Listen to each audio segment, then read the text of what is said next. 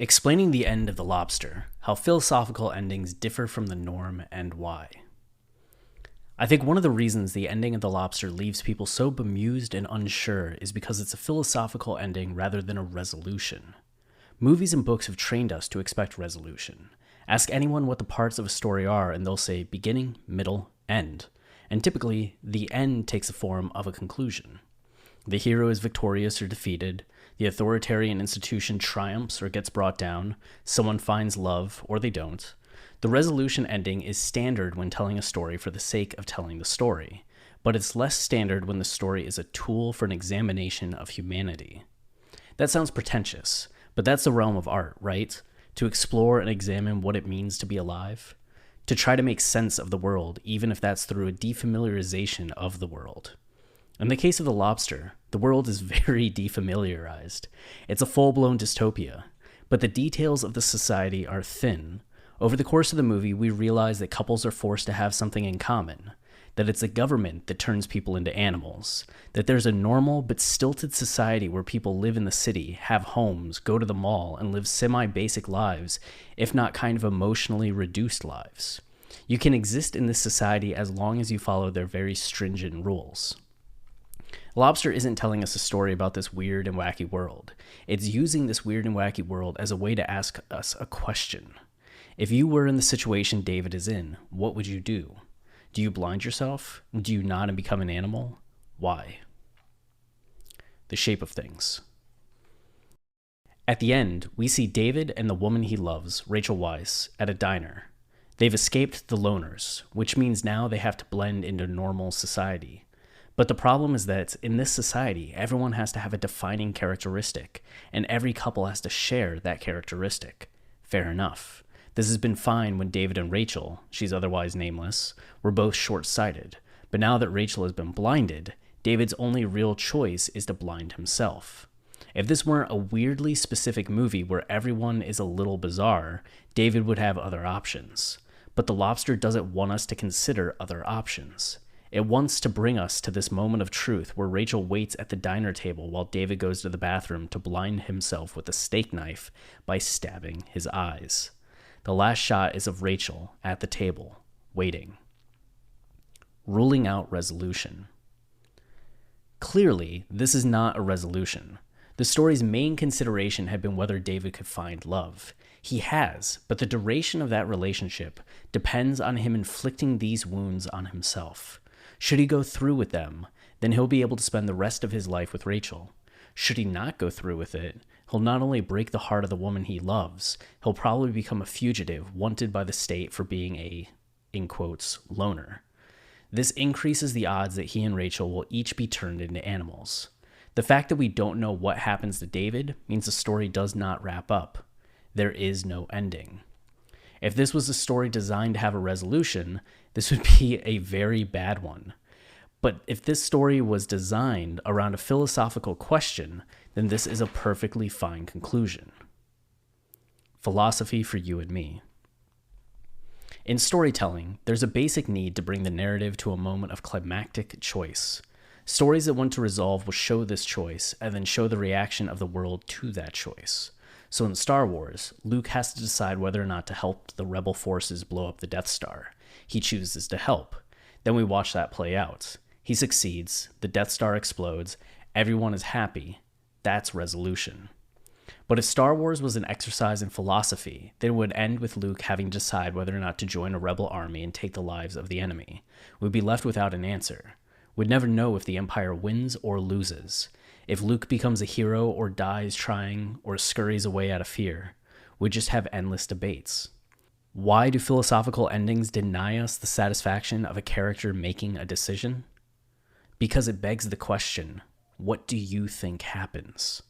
Which is a different way of asking, what would you do in this situation? To I or not to I? That is the question. If you were in a society where you could only marry someone that had the same defining feature as you, would you blind yourself to be with the person you love? That's really the mental exercise that The Lobster is. All of the hotel stuff, all of the loner resistance stuff, all of the dystopian society, the entire purpose of it all is to build the final moment of choice and leave the audience to ask themselves, what did he do? And then, what would I do? From there, the question gains nuance. If you're in David's world, what are your choices? Blind yourself to be with this person, or don't do it and get turned into an animal? Either way is kind of bleak. If you blind yourself, you're no longer living the same life as before, or capable of the same things as before. Your life fundamentally changes. But if you're turned into an animal, you're also not living the same life as before, or capable of the same things as before. So is it better to be blind and living with the person you love, or is it better to be an animal with all 5 senses?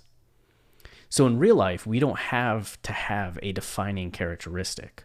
No one is going to turn us into an animal if we're single. The stakes are much, much, much lower. If anyone was trying to make you blind yourself out of love, well, they're probably a psychopath and you should run away. But we can extrapolate.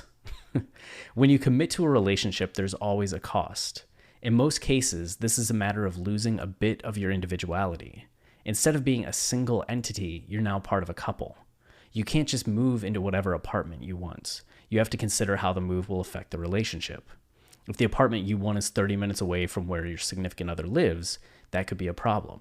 If you want to live in the middle of downtown and they don't, that could be a problem. You have to compromise.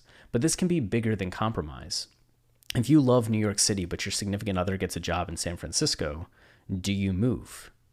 What if you go on a few dates with someone, are falling for them, then they tell you they have a child? Does that change things for you? Do you flinch, or are you fine with it? None of these things are as serious as having to blind yourself, but they're examples of the cost of a relationship. The Lobster. You might be asking, that's all well and good, Chris, but is there a resolution? Can't a movie do both resolution and philosophy? Yeah, certainly. I think something like Blade Runner is a good example of mixing resolution and philosophy. We get the initial conclusion to the showdown with the replicants, but there's the philosophical with Deckard making a choice to run away with Rachel. The question there isn't would we choose to run or not, it's would we be able to love an android as though it were a human. Deckard can because he now believes there's no difference between humans and replicants, or at least doesn't care.